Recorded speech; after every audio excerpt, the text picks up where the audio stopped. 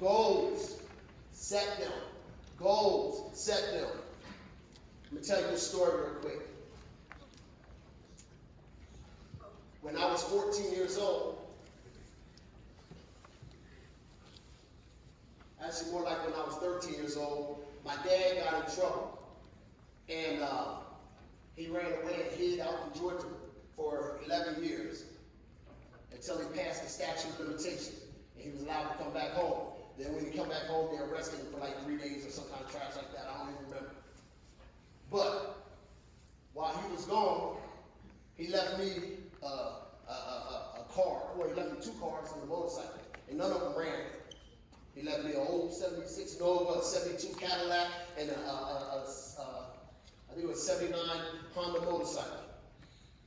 So when I was 13, I was in high school. I was in 9th grade. Back east, high school started in 9th grade. And I was in auto mechanics. And Mr. Elliott let me bring that car. He let me bring that car to school. He said as long as somebody could drive it for me because I was only 13. Bad mistake. Because I brought that car to school and I fixed it because all it needed was a clutch. I started driving to school when I was 13. I used to hang out with friends. Used to hang out with my friends all the time. And all my friends was older than me. We would drink beer all the time. Drink beer. We used to get that cheap beer. It was called Milwaukee's Best, or some kind of trash like that. I don't even remember. I used to call it piss beer because you pee all the time because it was so cheap. I know, it's a little funny. But that's what it was.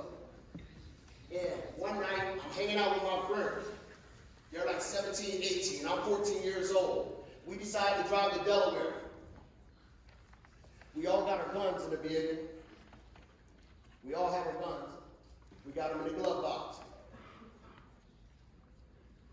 We go to one of my friend's girlfriend's house.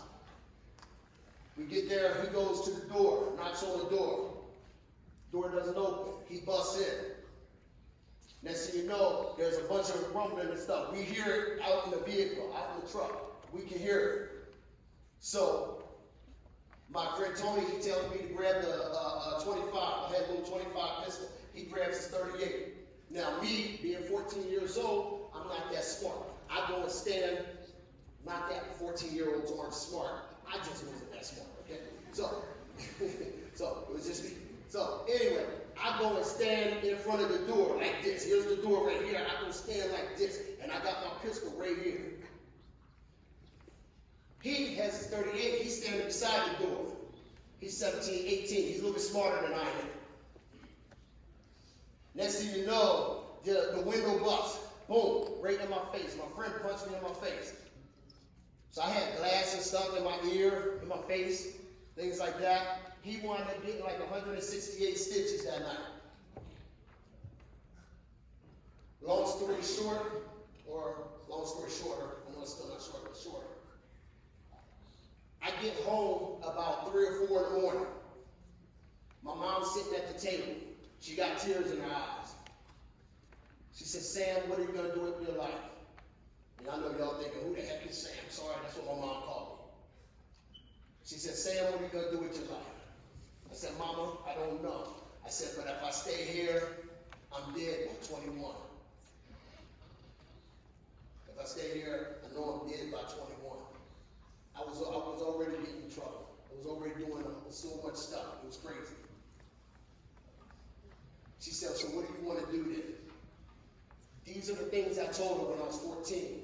I said, when I get out of school, I want to go in the Marine Corps.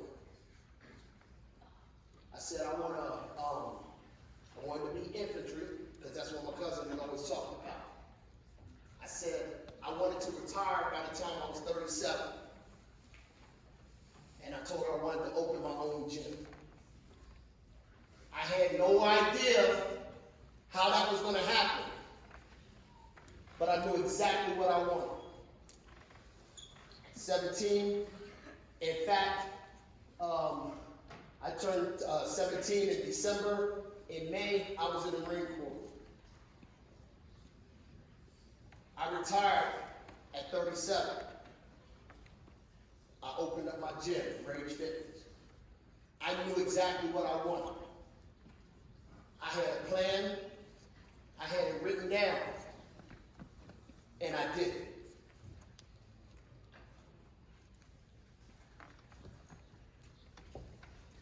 You know, your focus determines your reality.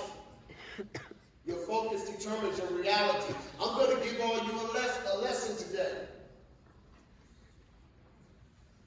I want you all, and I know some of you are going to do this and some of you not. But this is for everybody in here. Write down things that you want in your life, out of life. Things that you want to achieve. Places you want to go. Things you want to have. So on and so forth. Write these things down. And after you write them down, put it away somewhere. Like every month, go back and look at it. That way you can keep them fresh in your head, but put it away. Write it down, then put it away. When you go back and look at it, each time you go back and look at it, you're going to see something. You're going to see that either some of those things you can start checking off because you've done it, or you're going to see that you're in line to make some of those things happen. That's just the way it works. If you believe it, you can achieve it. The written word, and your thoughts produce things. Write it down. I always, with my coaching program, I always tell people to write down at least 100 things. So if you can think of 100 things, and it might take you a while. It took me months to get my list together. But I can tell you, this right here, what I'm doing, is on my list. This right here that I'm doing is on my list. My gym is on my list. My supplement company, it's on my list. There's a lot of things that I have now and things that I've achieved and places that I've gone that are on my list.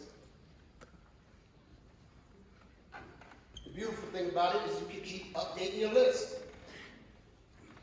Never give up. Never give up. The only thing that beats a quitter is a try. You got to keep trying. You got to keep going. You can't give up. You fall down 7 times, you get back up 8. You never give up. It's hard to beat someone that doesn't want to quit, that doesn't quit.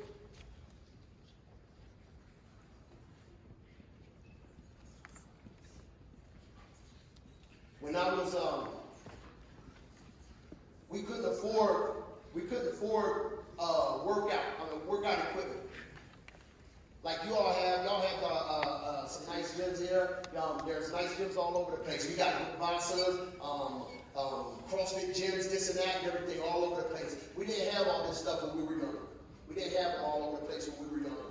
I had to make my own workout set. I took these 2 logs. I had a log here, I put a log there. Took a board, nailed it to them. I don't know why I'm not dead yet. I should have been, because this thing was so crazy and it was wiggly and everything else. But I nailed that board to them. Then I nailed these 2 boards to the side. Then I put a little board on the front and the side, front and back of that one, and I put a broomstick there. And on that broomstick, I would hang cinder blocks. I had full cinder blocks, and I had cinder blocks that I busted in half so I could have some lighter weight. And that was my weight set. That was my weight set. I used to bench with that thing. I used to curl with it, shoulder press, everything. It was crazy. But that was my weight set. But that was me investing in myself.